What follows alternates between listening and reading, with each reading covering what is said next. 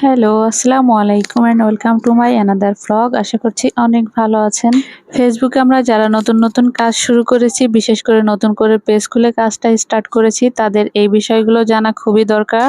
Facebook কিন্তু June July মাসে একটা আপডেট নিয়ে এসেছে, অনেকগুলো আপডেট নিয়ে এসেছে।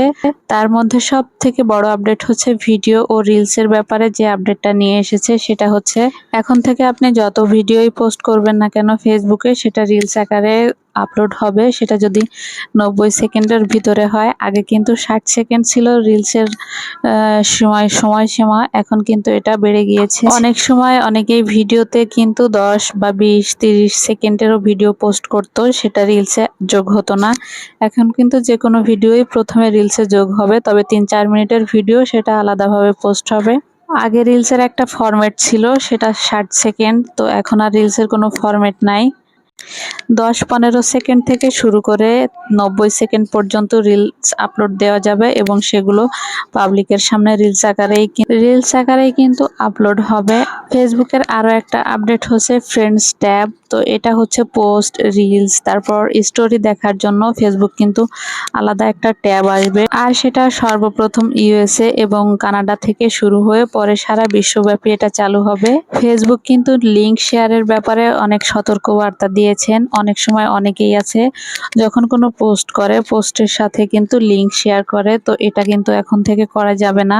যদি কোনো লিংক শেয়ার করতে হয় তাহলে সেই লিংকটা কমেন্ট বক্সে শেয়ার করতে হবে। পোস্টে যদি কোনো লিংক শেয়ার করা হয় তাহলে কিন্তু পোস্টের রিচ আর এঙ্গেজমেন্ট একদমই কমে যাবে। 10 জুনের পর থেকে কিন্তু ফেসবুক ও ইনস্টাগ্রামের পোস্ট কিন্তু গুগলে দেখা যাবে। ভিডিওতে এসইও যদি ভালোভাবে করা হয় তাহলে কিন্তু সার্চ করলেই গুগল থেকেও ভিডিও, ইনস্টাগ্রামের ভিডিও অথবা ফেসবুকের ভিডিওগুলো কিন্তু দেখতে পাওয়া যাবে। আইডি সার্চ করলেই কিন্তু চলে আসবে।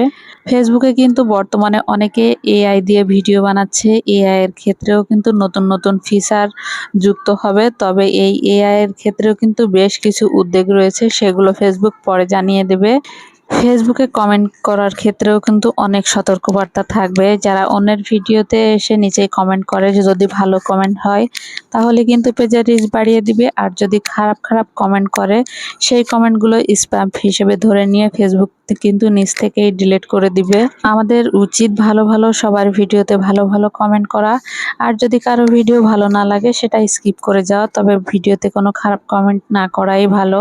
যেহেতু ফেসবুক এটা একটা সামাজিক যোগাযোগ মাধ্যম, তাই সবাইকে সামাজিকভাবেই কাজ করার অনুরোধ জানিয়েছে ফেসবুক। তো এই সিম্পল যে আপডেটগুলো, এগুলো যারা ফেসবুকে কাজ করতে এসেছেন তারা মেনে চললেই হবে। নিজের ভিডিওতে সব থেকে আগে ফোকাস করেন, তারপরে অন্যের ভিডিওতে যদি টাইম পান তাহলে লাইক, কমেন্ট, শেয়ার করে সবাই পাশে থাকবেন। আর ফেসবুকের যে নতুন আপডেট আসছে সেটা আপনারাও চাইলে গুগলে সার্চ করে অথবা চ্যাটজিপিতে সার্চ করে দেখতে পারেন। তাহলেই কিন্তু বুঝে যাবেন ফেসবুক কি আপডেট নিয়ে এসেছে, তাহলে আপনাদের কাজ করতে সুবিধা হবে।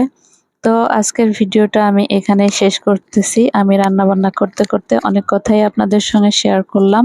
তো ভিডিওটা যদি ভালো লেগে থাকে একটা লাইক করে কমেন্ট করে পাশে থাকবেন। সবাইকে ধন্যবাদ। আল্লাহ হাফেজ, টাটা।